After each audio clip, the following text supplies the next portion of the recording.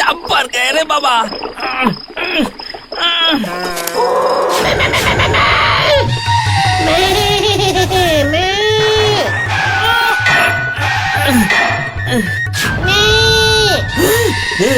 কি ওটাকে?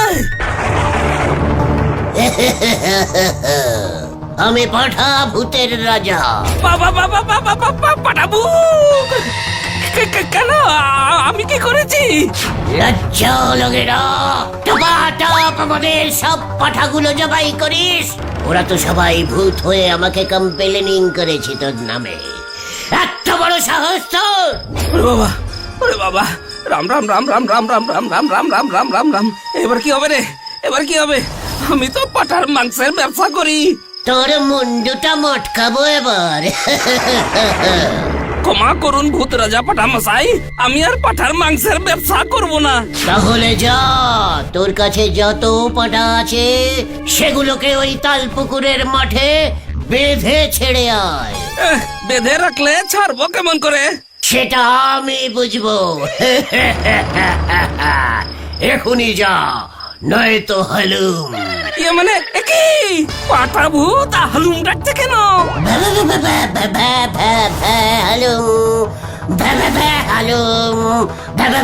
ঘর বাটকাবো তোর। যা যা বলছি, যা। এই তো যাচ্ছি, এই তো যাচ্ছি।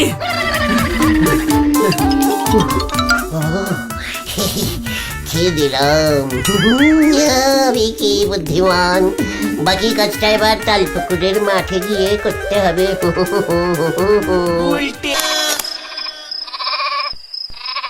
হাই রাম, কাল আতা পাড়ার পিকনিকের অর্ডারের কি হবে কে জানে।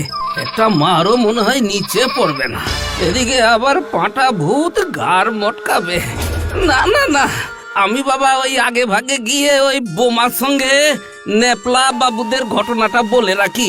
হ্যাঁ যাই যাই যাই, ভূতের ভয় সবাই পায়। পাঠা ভূত হোক আর গাধা ভূত, যাই বাবা।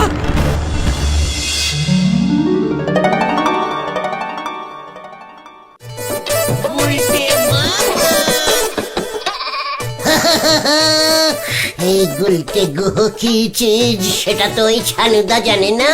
তিনটে কচি পাঠা ছানুদার সামনে নিয়ে গিয়ে যখন ছু ছু পাটা ছু ছু বলে হাজির করব না, তখন ছানুদা বুঝবে। গুলটি তো একেবারে অবাক হয়ে যাবে। ওই তো আমার পাঠাগুলা, হ্যাঁ, মাঠ থেকে ওই গুলটে নিয়ে ভাগছে। তোকে বলেছি না হাবলা, ওসব পাঠা ভূত ভূত সব বুঝলু কি? ধর ধর ওটাকে, আমাদের পিকনিক ভন্ডুল করা। আয় আয় পাঠা চোর! পাঠা চো ইয়ে মানে পাঠা ভূত। হ্যালো, ধর ধর ওটাকে ধর। ওরে বাবা রে, হ্যাবলাটা ন্যাপলাকে আবার ডেকে এনেছে। ওলাই রে, ধর ধর ধর ধর। ওরে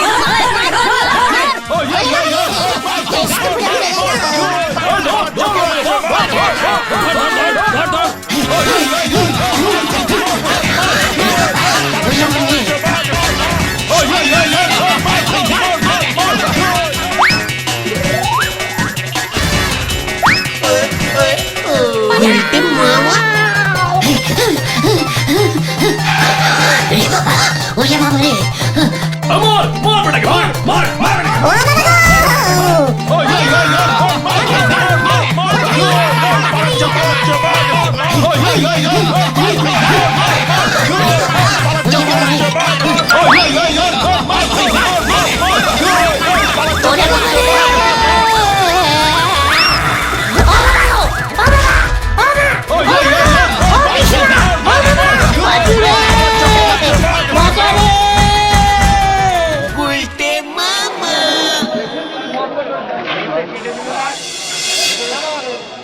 ও বাবা, আমি কি ভেবেছি নাকি ওই হ্যাবলা যে আবার ন্যাপলার কাছে চলে যাবে?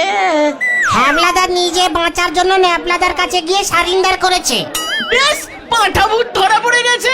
যদুদার কাছ থেকে ছাগলের মুখোশ এনেছিলে, এটাও ভেঙেছে। ওটার জন্য 300 টাকা ফাইন দিতে হবে তোমাকে। ও বাবা গো, ও বাবা, আমি আর পিকনিক করব না রে। তাহলে তুমি কি করবে গুলটে মামা? কেতন, গুলটে মামা কি জয়! ও বাবা গো, ও বাবা।